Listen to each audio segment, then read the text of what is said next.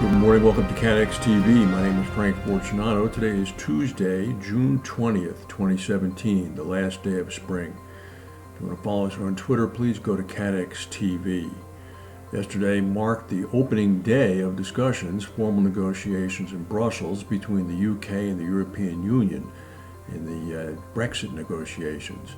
Theresa May's position as UK Prime Minister has been seriously weakened by the June 8th election.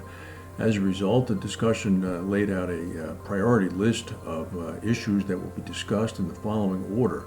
First will be the rights of individuals, where they live.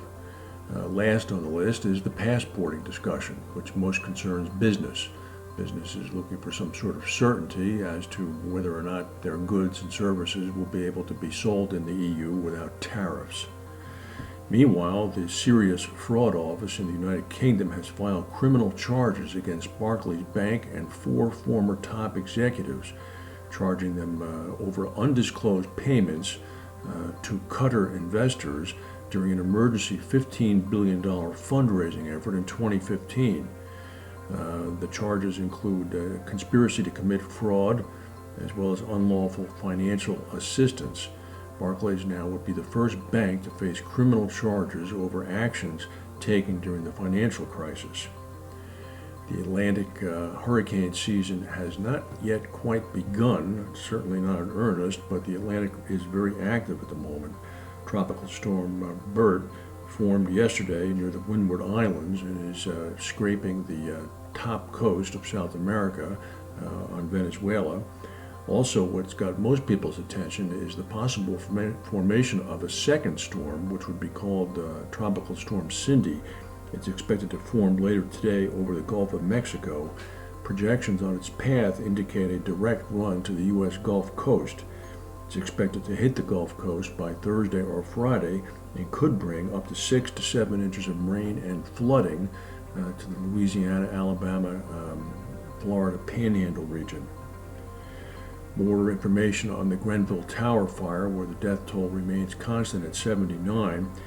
The cladding that was used, the exterior cladding that was used on the outside of the building that is thought to have acted as an accelerant, was in fact legal in the United Kingdom. It was not legal in the United States and other Western countries, but it was not illegal in the UK. They hadn't gotten around to banning it yet. The exterior cladding was insulation sandwiched between 2 sheets of aluminum. It was sold under the brand name Reno Bond, by a company called Airconic, which had been spun off from aluminum giant Alcoa just last year. Volkswagen's operations in Slovakia have been hit by a strike, a labor strike, the first such strike since Slovakia emerged from communism in the 80s. 70% of Volkswagen's 12,300 employees at 3 VW factories in Slovakia have walked off the job, bringing production lines to a halt.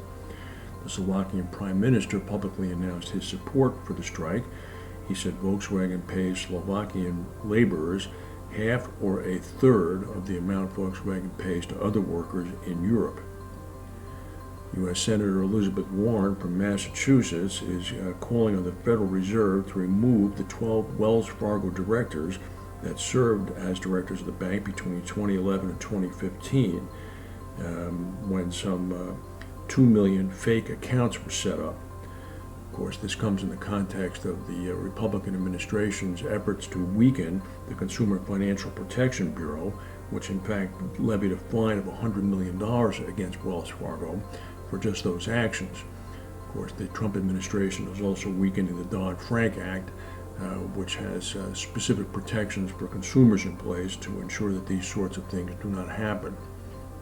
There's an extreme heat wave in the southwestern United States. Temperatures in Phoenix, Arizona, for example, today will reach 120 degrees Fahrenheit by this afternoon. This has caused many airlines operating out of Sky Harbor International Airport of Phoenix to cancel dozens of flights that have been scheduled for the hottest part of the day from 3 to 6 p.m. Apparently, extreme heat temperatures reduces lift, causing engines to generate more thrust. That's the news for today. If we have any breaking news, we'll come back and tell you. Thank you for watching, and we'll see you tomorrow.